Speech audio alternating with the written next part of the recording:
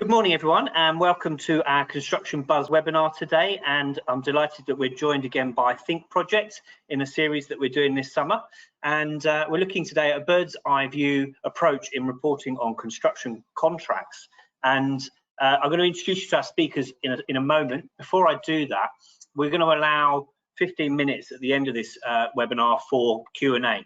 Just in case you haven't been on this webinar platform before, you can do that by either raising a hand and we can try and turn on your microphone and we can try and speak to you, or you can type in your question and I can put those to our panel when we finish the webinar.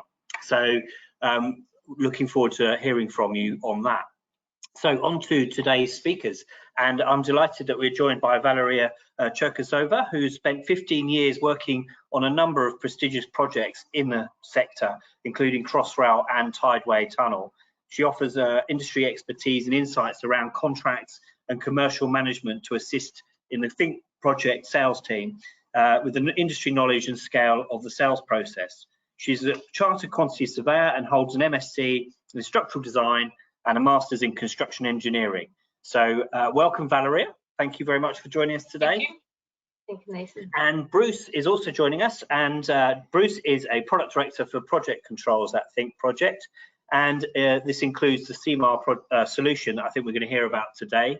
Prior to joining Think Project, Bruce spent 26 years as a quantity surveyor at various levels in the industry for clients, contractors, consultants, and on a variety of different projects. So loads of experience on our webinar today. So looking forward to your presentation. I'm going to hand over to you now, Valeria, and as I say, we're going to come back for questions at the end. So I'll do that at the end. Yeah, bear with me a second. So over to you, Valeria. Thank you, Nathan. I'll share my screen.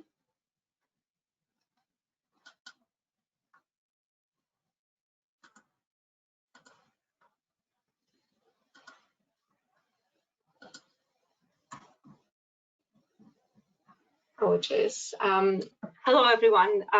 Hopefully you can see my screen now. Please let me know if That's not. Great. Lovely, thank you. Today's webinar is a series of webinars we've continued from introduction to CMAR and telling you more about our product. But today we're focusing on a very important aspect, and the reason why we call it bird's eye view is because we're trying to make a very complex issue, which is reporting on a live project or portfolio of live projects, very simple. So very complex subject, but should look easier than it looks at the moment, because from my personal experience, we can see a great number of examples where complex projects struggling with monthly or regular reporting, just because it is very, very difficult to compile that data within a short period of time allowed to do that. Hopefully today we can give you some food for thought, show you some really exciting and good examples how this can be done using analytics in CMAR, and also introduce you to the whole concept of the data and big data we're looking forward to establish in our products. I'll start this agenda. So as I said, we will give you a quick introduction who we are, just because I believe not everyone potentially have been to our webinars before. We'll give you a quick introduction about Think Project as a company and what we deliver and what products we offer. Bruce will talk about big data and big decisions associated with this data and how we as a business are successfully delivering this data at the moment and what is our plan going forward. We also would like to talk about why analytics. Is there any better way of delivering that, or we'll be looking at the solutions we're currently offering, and this should equip you with everything needed to deliver the successful reporting. Making it happen is something which we would like to show you and focus on this during the last part of this session, just because we don't want this to be a very vague idea how it's being done. We actually want to show you some real life examples and base it on the most, I guess, demanding areas of reporting currently being done in construction. And insights for the future is something Bruce is going to cover later on and give you food for thought. We'll finish with Q&A, as Nathan already mentioned, so we'll leave hopefully plenty of time for you to ask questions and give us maybe some challenging subjects to talk about after our formal presentation. On this note, I'd like to hand over to Bruce, who's going to introduce Think Project and then follow all other parts of the agenda I've already showed you. Thank you. Brilliant. Thank you very much, Valeria. Hopefully everyone can hear me all right. I always struggle with sound on my webinars. I've got a new headphone set, so hopefully it's working and everyone can hear what I'm saying. Yeah, before we dive into the detail with some of the further slides and the stuff that Valeria is going to take us through, I just wanted to give an overview of what Think Project's about. It's not just the CMAR solution. Many of you may know the CMAR solution in its own right, but Think Project encompasses a whole load of digital solutions, and actually it's combining the power of all that data and the real world experience that we've got with working with clients across different markets and different areas and geographic locations to bring that competitive edge to the clients and to asset owners as well. So that's really the key thing. If we can move on to the next slide, Val. Really just to give you an idea of the depth of the solution that we provide. So, we've got 75,000 projects running across all the different solutions that you see in this product portfolio slide. We've got over 2,500 customers, and we're working in over 60 countries. We've put these into pillars. So we have a plethora of document management systems, solutions ranging from really simple document collaboration systems to really complex common data environments for large infrastructure projects or asset owners. So dealing with that wide range of stuff, we then move into the BIM management. So we have a tool that deals with a lot of the clash detection within the BIM model area, and we've got webinars and stuff that you can visit and see what it has there. And really excitingly, we've got the new Kenneal product.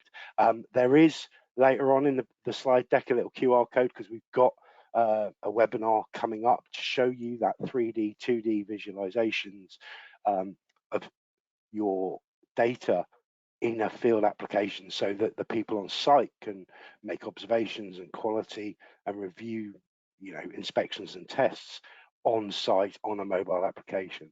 Really exciting, really good to look forward to, and importantly, lots of data. We can talk about the asset management solution as well with RAM. So it's a proven technology. It's been used to manage all the public road assets over in New Zealand. Really excitingly, last week we had the launch of it to the UK market. So again, please check out the website, have a look at the webinar around that, bringing that great product into the UK market. And then today we're really sort of focusing in on the CMAR product. So that's our contract management solution. So it's managing post-award the communications that you require to be compliant with your legal obligations on the contract. And that sits alongside within the project controls pillar, which I look after, our budget management solution in TP Control. If we can go on to the next slide, Val. So this was really the question of why do we have analytics and insights? Why are we looking to provide this to our clients? I focused in a little bit more into the contract area. So if we think about why it's helping us and how analytics can bring value to our customers, we can split it into two main areas. So you can look at the future, which helps you inform, and you can look at the performance of contracts. So things like, does my contracting strategy around target cost or lump sum contracts, is that being validated? Are we getting a higher percentage of change on lump sum contracts? Are we getting the outturn cost that we expected? And then that can help inform those contracting decisions. Also, it helps you identify if there are areas where, for example, you haven't got fully developed scope and to get higher levels of change in those areas. So you know for future projects, you can then consider we need to do better development on, let's say, the HVAC system or something like that. It means that you're able to, as a business, to make those informed decisions in the future. And then really importantly, and I've worked in a couple of teams on major projects where we were responsible for doing the contract assurance. So making sure that you're compliant with your legal obligations in your contract, because that's what CMAR does for us. And actually that contract assurance and the analytics brings you real-time view of how you're performing. Are you responding in the timescales that are stipulated in the contracts? And how is your contract performance? So it's assuring that actually as an organization, and we've got clients who've implemented the CMAR product for that because they needed to understand how they were performing as a contract management function and how they were fulfilling their legal obligations. And I suppose really importantly on live projects, and ultimately we all have contracts because we want to build something. And on a live project, what it also helps you do is go in and actually understand where there are issues on a particular contract and be able to make business decisions to intervene, whether that's putting additional resource there, looking at the procedures for approvals, whatever it may be. It allows you to focus in on those areas that need that intervention. I think if we can move on as well. So this slide was really about why we've made the step to change the way in which we bring analytics to our clients. And the graph that I show is very rudimentary, but what it's showing you is the expansion of users and contracts within our solution. So you can see it's exponentially going up. It's a very steep curve that we have. And even with this, we're still not in the realms of big data. But if we think back to our product portfolio slide that I just showed, if you start to bring all of that data together, so at the moment, we've got the CMAR analytics, which is about our contract management information. But if we start to bring in our asset management information, our field information, and all the tasks and information that's stored in all these disparate systems, along with your ERPs, actually that starts to become big data. And so what we've made sure of is in designing the solution that we're providing to our customers, that we've harnessed the best in class. So Snowflake is a provider of data warehouses for big data, and we're using that. We're using that as the basis of the tool and the product that we're giving to people. And then we're also harnessing the Power BI. So Microsoft Power BI is a fantastic visualization tool. It can build reports from multiple different data sets.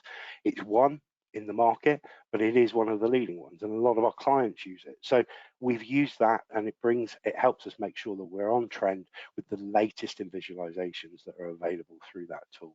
And so that's how we're providing those visualizations in the analytics. And if we go on to the next one. So this slide, and Val's just going to play the video, and it's a really short clip, and it's probably not very interesting to a lot of people, but this is the detail that sits behind the analytics. All of those tables, all those tabs you saw were tables in our databases.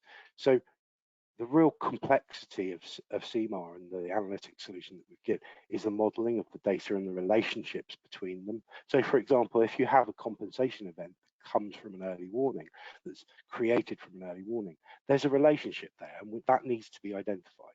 And that was just trying to give you a snapshot of what sits behind it, because yes, the visualizations are fantastic that we can now get out, but actually it's what sits behind, and it's that complex modeled data that we can now provide to the clients to allow them to really get the grips with their contract information.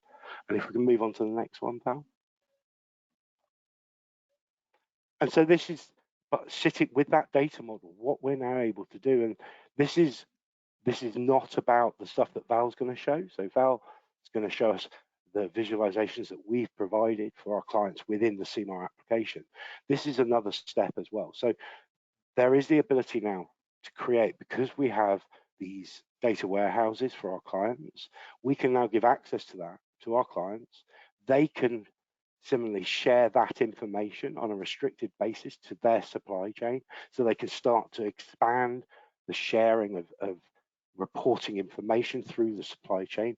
But more importantly, what this allows them to do is, if they already use existing visualization tools like Tableau or Power BI, and they already have data from other systems. So for example, they may have payment data from their ERP system, their finance system. They can start to bring all of this data together and connect it into dashboards that feed from different systems. So really, really powerful. And what they'll have is they'll have that access rights to be able to connect to that data warehouse, so they can connect their existing visualization tools. So I think really powerful what we're now bringing. So I think that's the last one from me. Lovely, thank you, Bruce. I think what Bruce was talking about, hopefully he made it clear and exciting for you, is that the data sitting behind Ensima and data generated in Ensima can be in a completely different state, right?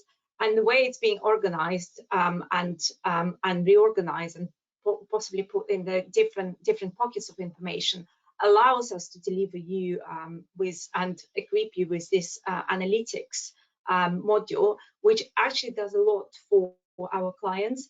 If you think about data, and I'll jump on onto the next slide, coming into kind of the presentation which I'm going to give you on a bit more practical demonstration of the analytics today. We think about data, and data is enormous. Bruce talked about big data. We eventually moving towards to, and we're going to have in Think Project as a business.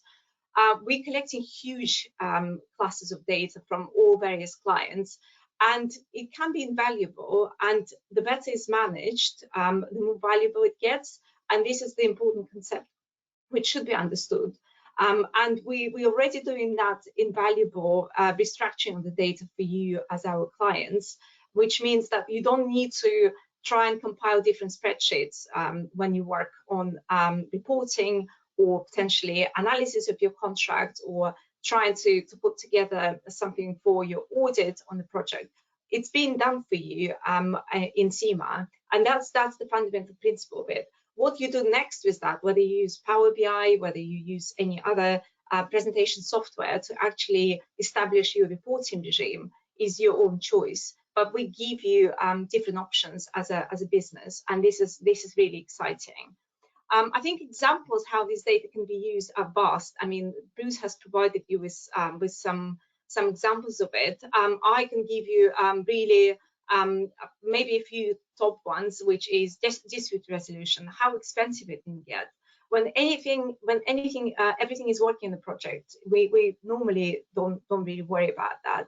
When anything goes wrong, we spend potentially 12 months, 24 months trying to resolve, trying to find data, trying to find information which was generated on the project at some point. And it's extremely time consuming and very difficult task. Contract and enterprise level reporting is another reason why we're generating this data for you.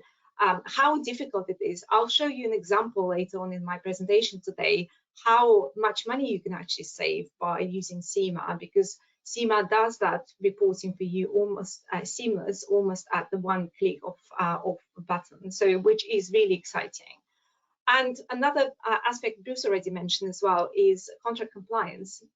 It can be time consuming. It also fits into an important aspect, which is contract audit, which is being done regularly. I think lots of these different elements of project delivery and project reporting can be extremely time consuming if you're not using data which is very well structured. And here we come to the main view of our new analytics dashboard. We have existing analytics in Ensima, and our clients have already found this really useful. But what we're offering today is we're offering a supplement to that existing analytics and showing you something a little bit more exciting and a little bit more, I guess, up to speed with the clients' requirements we have currently, and the demands as well. So I've prepared a few examples. So I think I'm going to run through the use cases which I've prepared for different aspects of contract reporting, and I can show you some of these aspects in Ensima as well today.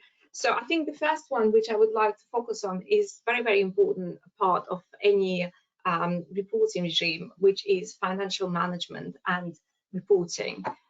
So I'd like to show you today an example of cash flow reporting, which is one of the measures of financial performance of your project. In this respect, it is useful to have because it's being updated regularly. So you definitely need to have something which may help you to deliver this reporting at less time consumed and less cost spent as well as time and resource level. CIMA Analytics provide real-time cash flow reporting as well as 12 months overview, which you can see on this slide, and I can show you this shortly in how it looks in our analytics. It's time-consuming activity, as I mentioned, and it can be done much quicker and much simpler. Also, all data stored in CIMA and which enables that instant reporting is already there, so you don't need to generate anything in addition to that. It also can be done on project-by-project basis, or can be done for a variety and portfolio of different projects you may have in CIMA. What are extra benefits of our new analytics system? Because you may argue that all this has been done before and you've seen it in the current analytics offered in CIMA, but actually what is offered here is underlying data which is visible at the dashboard level. You don't need to leave the dashboard space to go and search for the information anymore. You can stay there and actually drill down and see what is sitting behind these charts.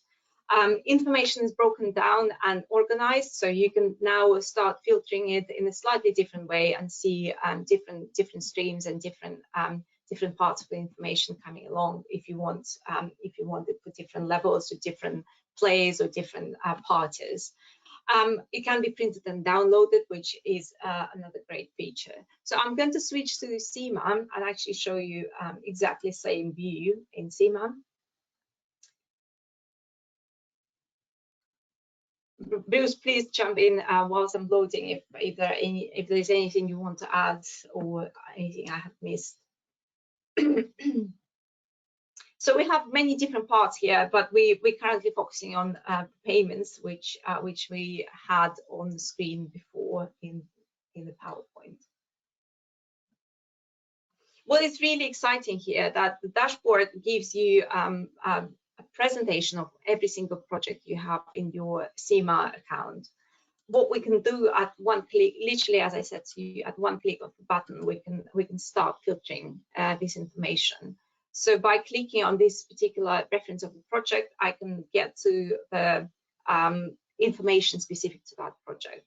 So as you can see that the information started changing and all dashboards and all the charts started picking up selected filter. So again, as I mentioned before, you have cash flow for 12 months, but equally you have every single payment reference here for since the beginning of the project. So it's not limited to 12 months. In this view here, you've got much more than that. So which is very exciting. Equally, you can start drilling down and actually looking at the particular months if you want to see a particular month. So you will see that every single bit of information is now being filtered just for January. So I'm looking at the January and every single project which had payment application put together in January. So this is one of the examples, and you can see how easy it is.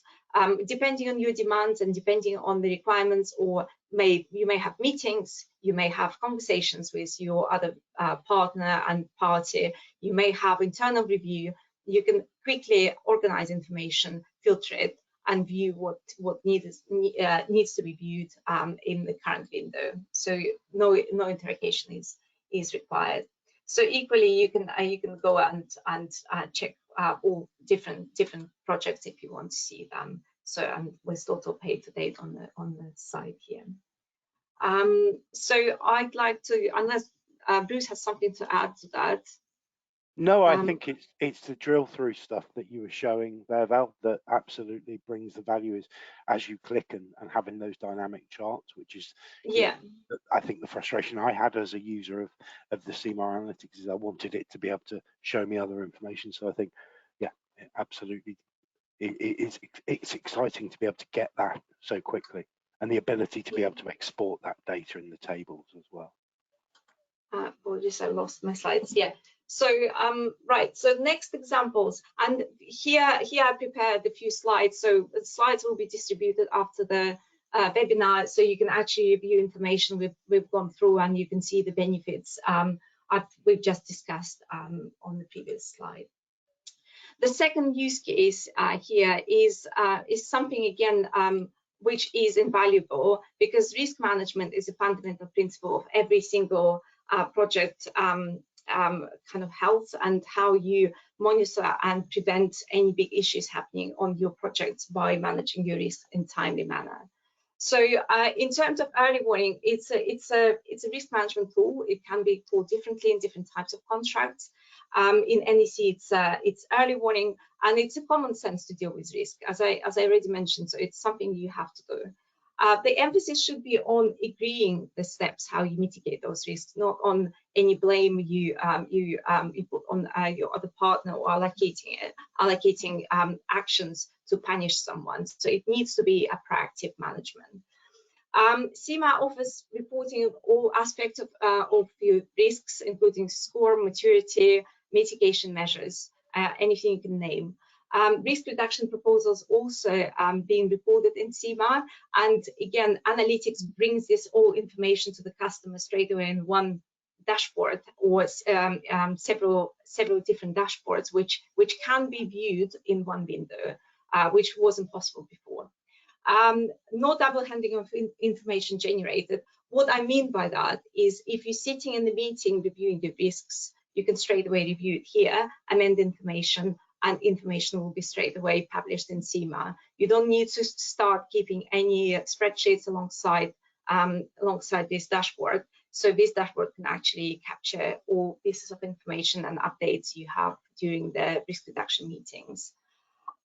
In terms of extra benefits of the new analytics, is it's a dashboard view. As I said, it's a combination. So by viewing different charts before, in the previous or current version of analytics, what we offer to you is separate charts where you could have combined them or maybe viewed them in isolation. New dashboard is actually the work done by the team was some sort of analysis to see what information the clients actually want to see here, and give you a little bit more of a combination of these charts to get to the better understanding of your position on the project. Also filters to enable the view of critical information in a matter of seconds. So I'll show you this in a minute, and also visual in-depth data at one click. So based on that, let me just jump again into CIMA and show you this analysis.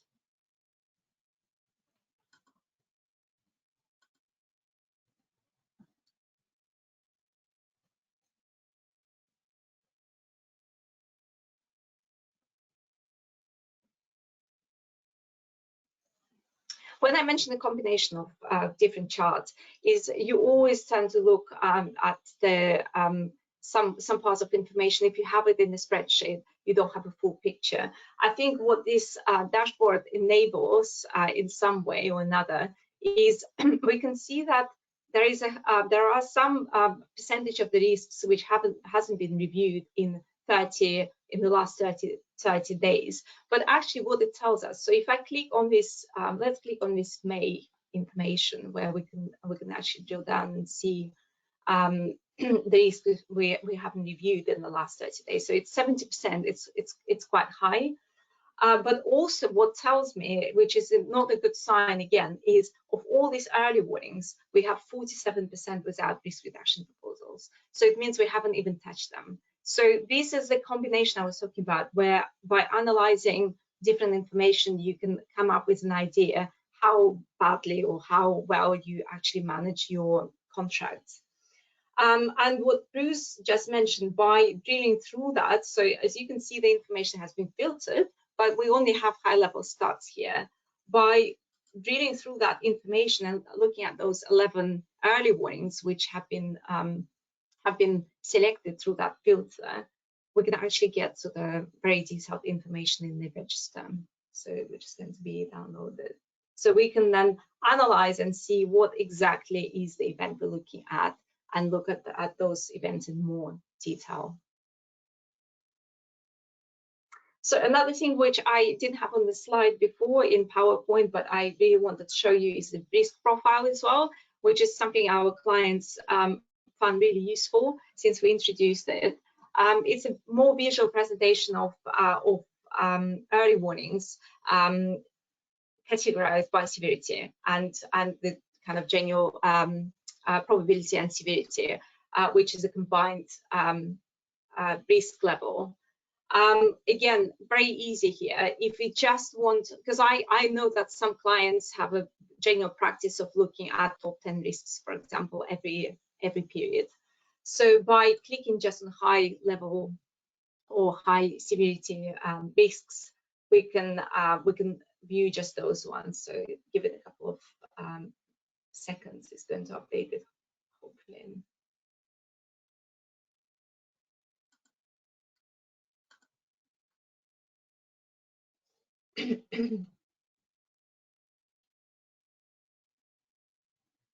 Bruce, is there anything you want to add whilst we're waiting? No, I mean, I think the key thing for me is risk management, and my experiences over the last 26 years of managing contracts has been, you know, getting ahead of it. And the great thing that the NEC contract did was bring in early warnings. That's been followed by the FIDIC forms of contract bringing in advanced warnings, which follow that same thing.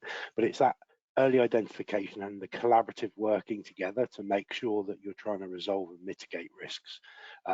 You know, that's the key success factor, and it's not apportioning blame, as you said. It's about understanding where they are and looking at the risk reduction proposals and who that needs to action them and get on with it. I think all this stuff really helps. And you know, when you have, from personal experience, when you have, you know, over 1,000 early warnings that you need to deal with on a contract, having the ability to hone in on the ones that are the high risk items, the severity scores that are high risk, and I really understand those, because those have the biggest impact on time, cost, quality that you're trying to manage on your contract and project. Absolutely, yeah, absolutely. And now we can see that we've got that picture, which only currently represents high severity score risks. And then again, you can go and filter this information first of all in that dashboard, but then also drill through that to understand what that list consists of, what this chart represents. Can you look at the individual items in that list and address them potentially? So, and this is very, very useful tool. As you can see, everything is being done in the real time. So every single update you do in CIMA straight away will be picked up in analytics, which is another exciting I guess feature of it, because you're not missing out. So if just before your meeting you've done any updates or anything has changed, the system is going to pick that up. You don't need to update your reporting, you don't need to update your spreadsheet. So everything is being done in CIMA automatically. Right.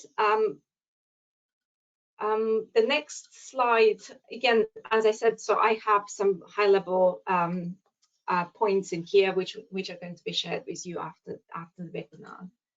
And I think the last one, but not least, and I think it's actually in fact my favorite one, because this touches on a lot, not on just the technical aspect of your contract management, but also your behaviors, because we're still not quite there to overcome harmful behaviors by the team.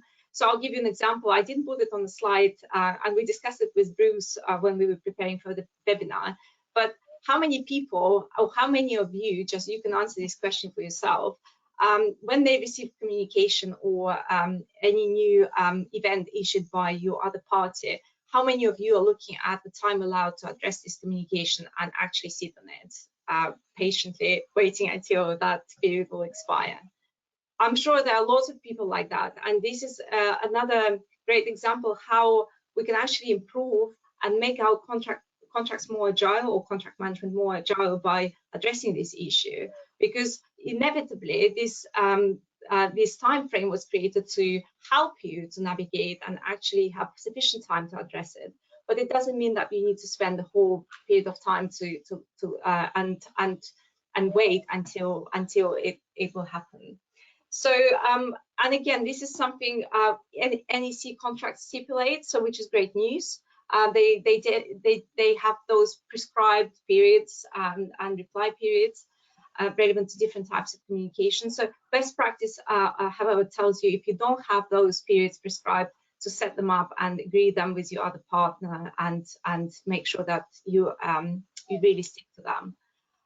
In terms of CIMA assisting the teams in providing this information, we have a proactive mechanism how you can generate KPIs and monitor how much time you're actually spending on addressing those communications. And it always existed, but what are extra benefits of our additional analytics module we're showing you today is that you can filter for parties, you can filter for various communications, and you can create that in-depth information and knowledge and generate those KPIs to have those productive discussions before you have any serious issues occurring on your project. So let me jump into CIMA. I'm just trying to stick to the time allowed. But I can show you these because in fact, this is one of my favorite. You can see, I'm pleased to see as well that it's called collaboration. I think that was a really good title for this section because this is collaboration. This is exactly what we're trying to nurture and create through offering this analytics in CIMA, is to let you have that information to conduct those productive conversations before you start again throwing communications in your contract management system. So communications dealt with on time. Again, very exciting space here. So every single communication, actually what I may need to show you here, because Bruce mentioned that before, we have a series of filters. So global filters, if we come into those filters, we can select and filter information for different categories, companies, frameworks, divisions, and so on, and for individual contracts as well. And once we've selected and picked up information we want to see in that filter, if I go back to collaboration now and find the communication dealt with on time chart, you can see that my communications will substantially reduce in the number. So I'm now looking at much less than before. But what I really wanted to show you here is the system is now clever enough to demonstrate who's responsible for particular communication. So if we go into quotation replies, that is definitely going to be sitting with our employer or the client. And at the bottom here, you can see that system now has filtered every single quotation reply and assigned a percentage as well as the status to every single quotation reply we have in the CIMA. So again, exciting part of it, you can drill through that. So if you see 29% on time or 9%, for example, not on time, which is a bit more worrying, we can go into that list and see the detailed information here now. So this is something which I personally find extremely useful, because before you have this information, how do you gather that? I'm sure everyone who's working on the live project is familiar how difficult it is to collect the information and the status of every single communication issued in your contract management space. And this makes it absolutely easy, clear, and I guess, I mean, so you can see within the seconds you can get to the point where you're looking at the relevant information you were looking for. Again, so quotation submissions, we can see that now it's marked supplier or contractor, and we can see a shocking numbers sometimes here. Well, this is not as shocking as it could be, but some of these communications have a very, very bad kind of timing associated with them. Bear in mind, this is our demo environment. This is not necessarily a live project. But what you want to achieve is you want to make sure that at least you stay within your prescribed period of reply available to you. Bruce, again, is there anything else I've missed?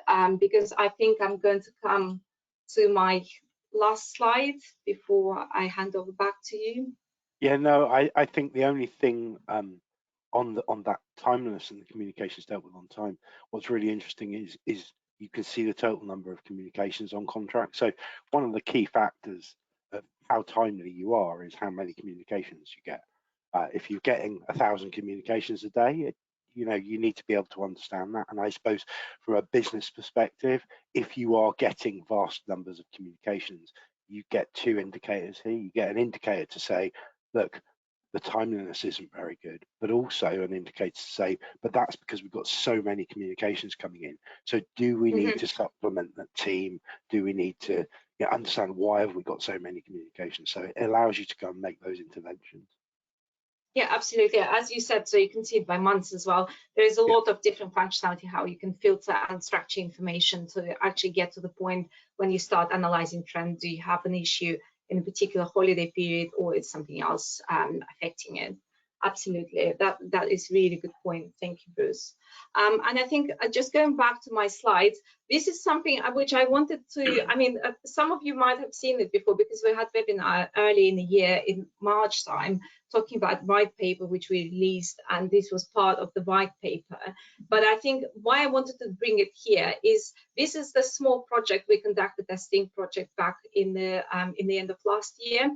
We've worked with some of our existing clients, and we asked, we had some interviews conducted with individuals working in those projects, actually asking them what do they see about CIMA and how CIMA helps them to and assist them with the management of their contracts. And I think what we demonstrated through this slide and this little infographic is the benefits which you can observe, which include ensuring compliance with reduced downtime, managing events flow, efficient risk management, and the last but not least, and actually the top one, it is the top one on this slide, is a streamlined and instant reporting.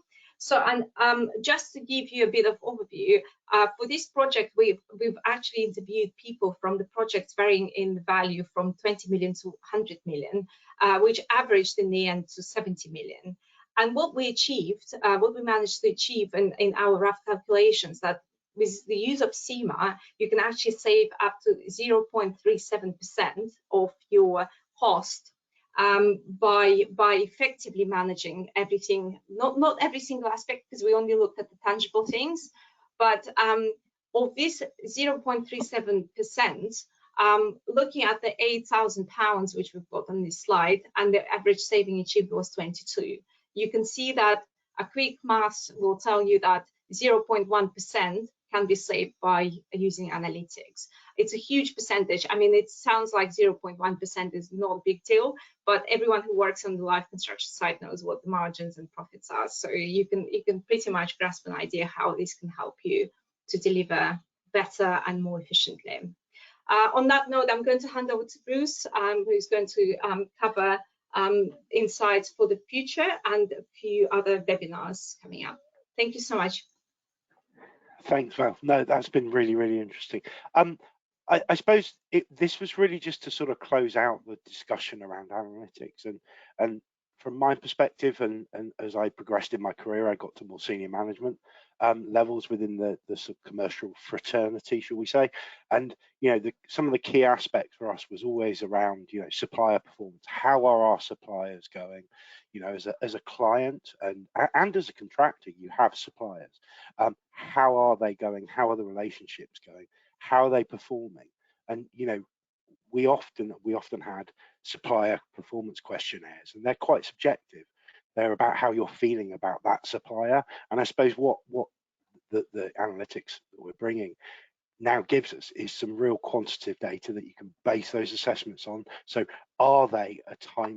do they respond in a timely manner to their communications? How are they from a point of view of, well, what's the percentage of change on their contracts across the portfolio? So it's starting to bring that real sort of focus around the supplier performance. I think contract performance as well. And this is both internally and both externally. So, you know, actually understanding how your contracting strategies, having worked for some large asset owning organizations, we go through cycles of, well, we want lump sum because we think it's going to give us a fixed price lump sum and we know what the final cost is going to be. And then we realize that actually that takes a lot of development up front. And actually we don't necessarily have the scopes to go for fixed price lump sum contracts. And so actually we start to move to a more target cost contract, and understanding the changes in those contracting strategies to inform our decisions in the future about the type of mechanisms and what we need to do to contract in different ways. And then I think the really key for me was always, as a managing surveyor, is how are my teams performing? How are we performing? How, not just the contractors team if you're a client, but actually how's your own team performing? Are they overloaded with the amount of communications they're trying to deal with? Are they just not responding? Is the governance process right within your organization to allow for timely response? There's a number of things that allow you to give that sort of organizational performance. And then I suppose, you know, and Val touched on it, contract assurance. It's so important, you know, people don't realize you're managing the legal obligations and commitments of your business, and that's important. And we need to make sure that people are doing it correctly. And I've sat in roles where I had to do that, and it's, as Val said, you know, going out and auditing your function to check that they are managing in accordance with the terms and conditions that you signed with the other party to the contract. So I think having that assurance and that real-time analytics will be really key going forward. Val, if you want to jump on to the next one. So the next couple of slides. So the next slide is, I mentioned it. We've got another webinar coming up next week, which really is giving you an introduction to the new Careneal platform. I've seen it. I would have loved to have had it while I was still working on a project. It's a 2D and 3D visualization, so it allows you to create test inspections and do field management activities on a BIM model and on 2D drawings if you don't have the BIM model, and being able to tag those to particular locations on your BIM model, or you know, tag to inspections of a particular component that you need to do. Really, really powerful tool. So please, you know, scan the QR code. If you're not with that, go to our website. There's lots of information on there about it. I really would recommend joining it. It's a brave new world with our field application. So it's great to look at. And then I think the final slide is just, if you want to get in touch with us, please, you know, contact you know, scan the QR code, or, you know, contact your support or your account managers. And now I suppose it's over to any questions. Brilliant. Okay, thank you very much, Bruce and Valeria. There are a lot of questions, so I don't know if we're going to get through all of them in the time we've got, but we can try. So I just wanted to start, there was a couple of our similar questions actually, and this is around sort of rollout times and I guess when they'll be able to get access to certain functionality. Is there a sort of a timeline that people will be able to see for that? Yeah, there absolutely is. So I think by the end of this week, we will have all of our clients migrated into the new solution. There is then a conversation to have with your account managers of support, and that can be turned on. At the moment, the access is restricted to those people in your organization who already have full access to analytics, so they can see all of the data within your analytics. And we're working over the next couple of months to bring that to the restricted access users, so those who can only see certain contracts and information. And that should be, we're looking to have that launched by our September launch, so end of Q3. But I'm hoping to bring that in as quick as we can. So brilliant. I suppose in short, by the end of this week, speak to your account managers, the support teams, we can start to turn that analytics on for those full users. So would that also explain why some people have seen, when they've seen your the dashboard, it's looked a bit different to what they're seeing?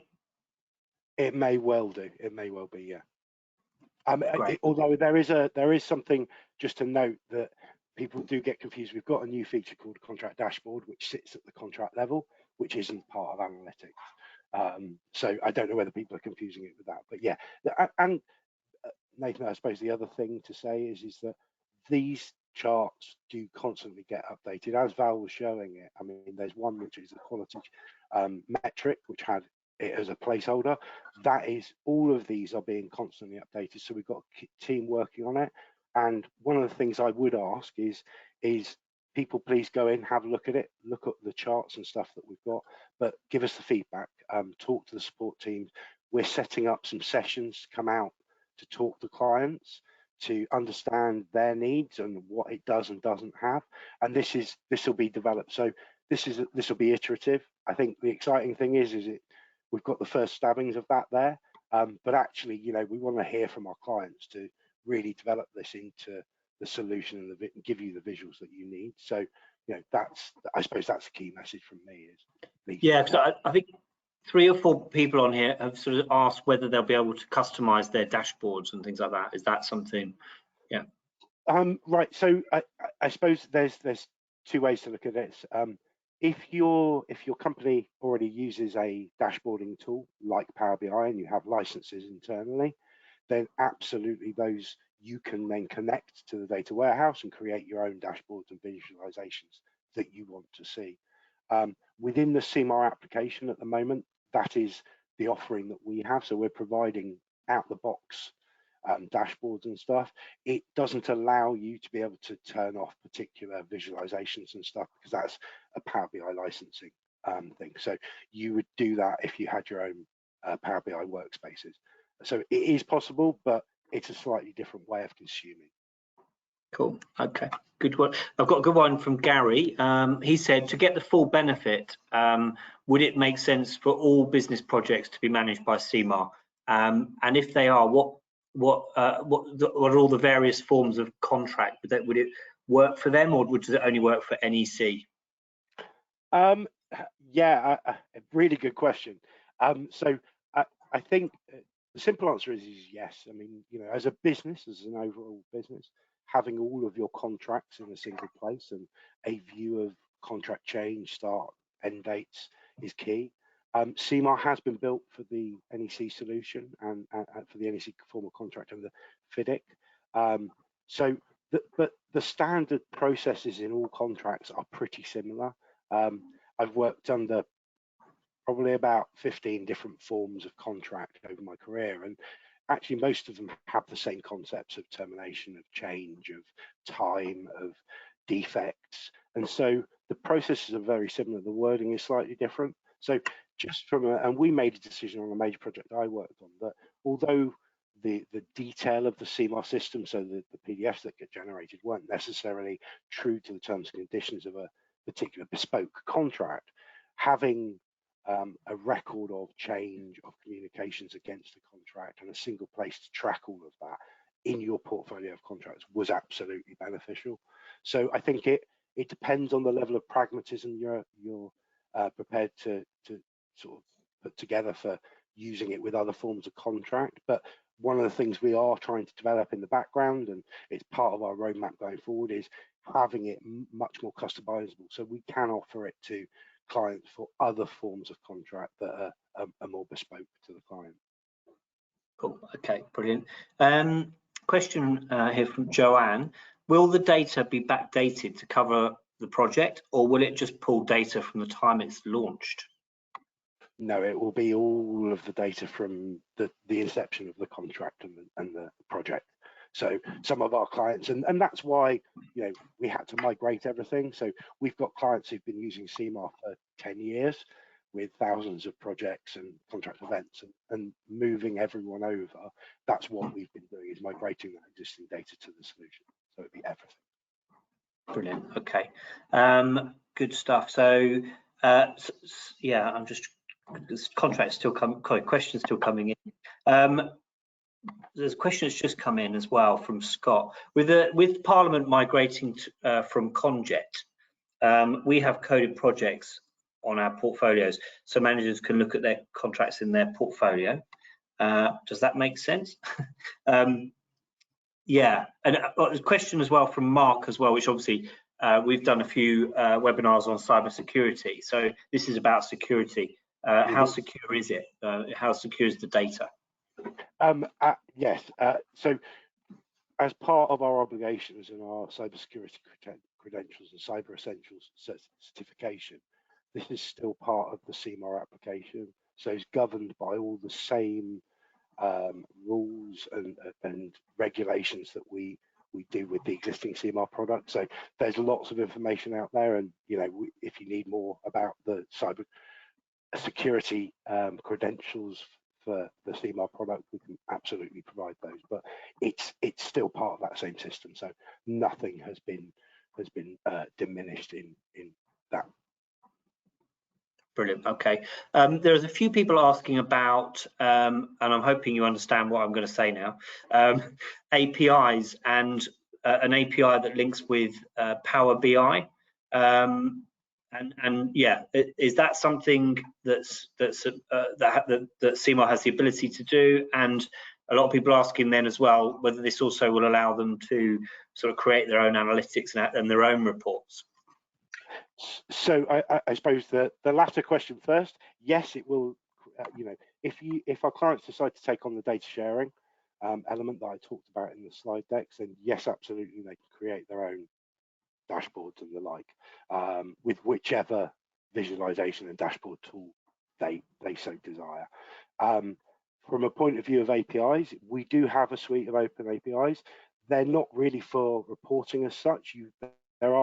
They pull smaller data sets.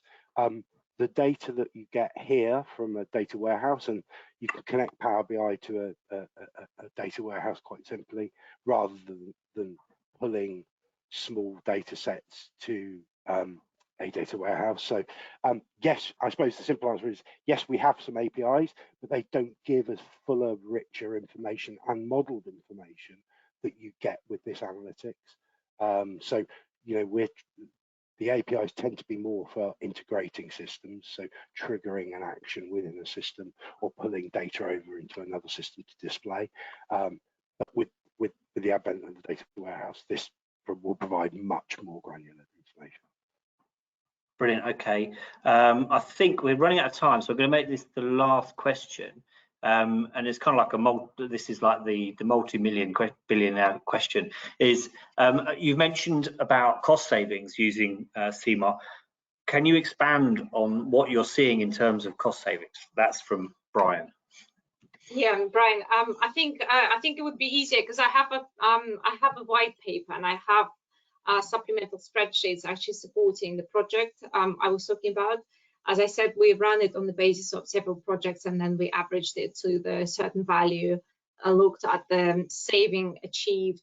I mean, how it was analyzed in simple terms. We looked at the size of the team, how much time they were spending prior to using CMAR on certain activities, and what time they were roughly spending on those same activities with the use of CMAR. And that's how we arrived to this saving. So I'm more than happy to share if you send your email or your contact details to Nathan or anyone running webinar. I'm more than happy to share with you the data sitting behind this project, and happy to have a chat as well if you want on that. Brilliant. There's so many questions. So what we're going to do, if you don't mind, Bruce and Valeria, is we'll send you them all. So if we haven't covered something, you can go back to some people individually. And also this webinar has been recorded, so if anyone needs to share it, they can share that with their colleagues, and that you can access it via ukconstructionweek.com, but also I think via Think Project, be on your website as well. And we'll also send you an email out with a video link later today as well. So thank you very much. That was really a very interesting webinar. And just as Bruce mentioned, I also wanted to, hopefully you can see there the next one, which is going to be 27th of July, and leveraging BIM for improved quality. So that's a free to attend, and register now if you wish to attend that one. So thank you very much, Bruce and Valeria. Lots of good feedback. Thank you. So thank you, brilliant. Everyone. All right. See you See you soon. Have a good day. Cheers. Bye-bye.